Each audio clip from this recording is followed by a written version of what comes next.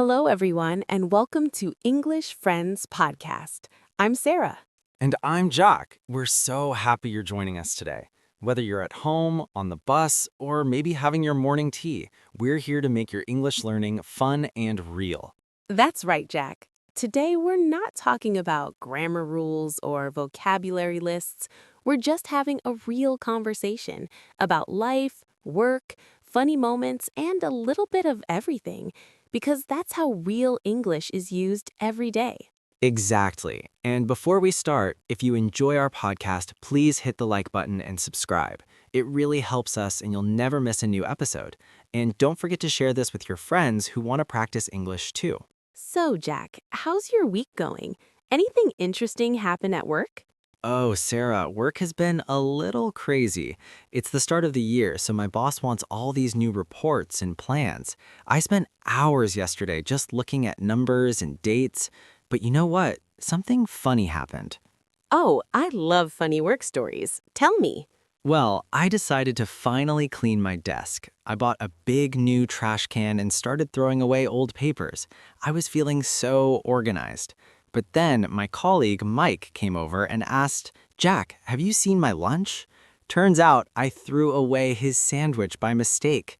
It was in a brown paper bag, and I thought it was just more trash. Oh no.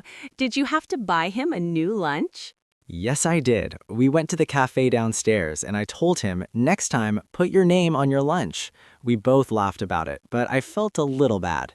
That's hilarious. I think everyone has a story like that. I remember last year I tried to organize my closet and accidentally gave away my favorite sweater to charity. I only realized it a week later. See, organizing is dangerous, but it feels good to start the year fresh. How about you, Sarah? How are your studies going? Weren't you taking a painting class?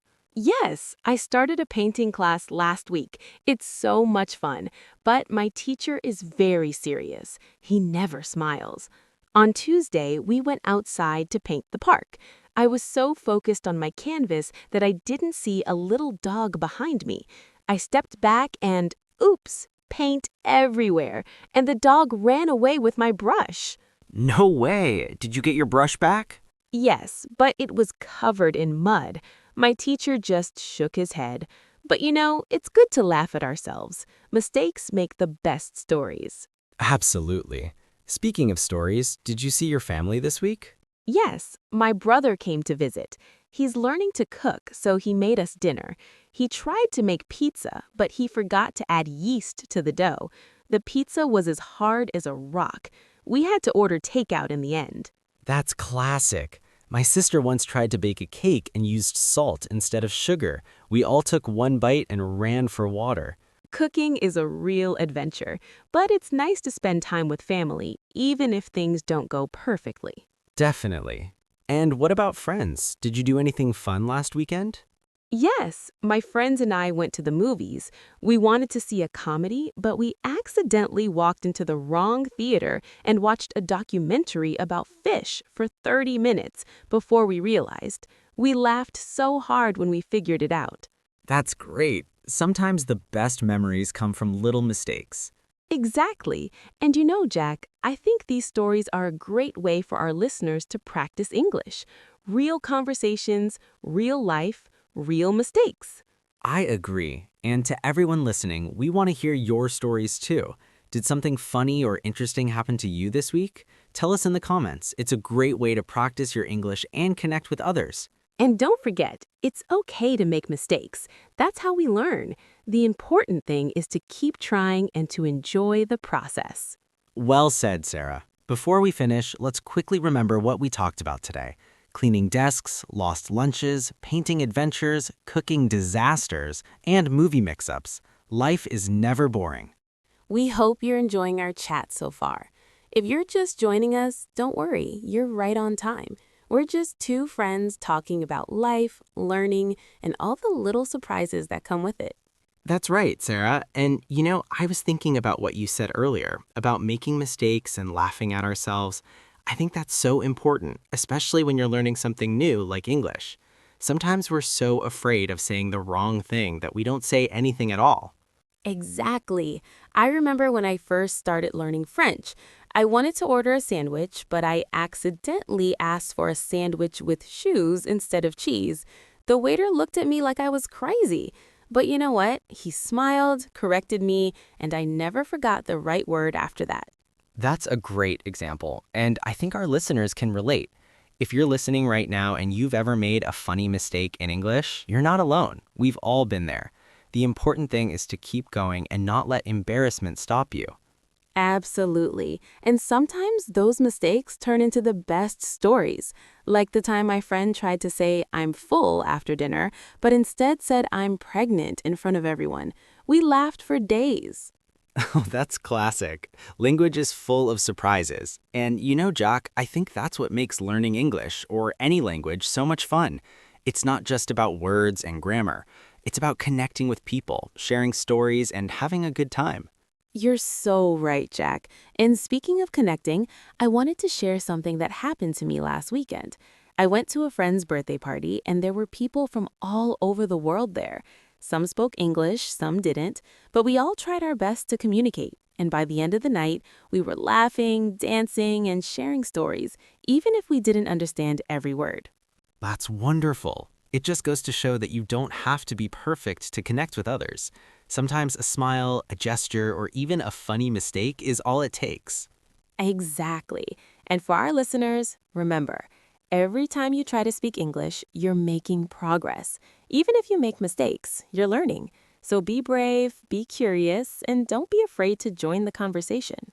And if you ever feel nervous, just remember that everyone makes mistakes, even native speakers. I still mix up words sometimes, and English is my first language. Me too.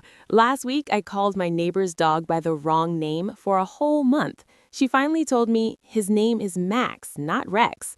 I was so embarrassed, but we both laughed about it. That's so funny. See, it happens to everyone. And you know, Jack, I think it's important to celebrate the little victories too. Maybe you learned a new word today, or you understood a song lyric, or you had a short conversation in English. Those are all big steps. Absolutely. Progress is progress, no matter how small. And sometimes the best way to learn is just to jump in and try. Like when you travel to a new country and have to order food, ask for directions, or make a new friend. It can be scary, but it's also exciting. Speaking of travel, do you have any trips planned this year, Sarah?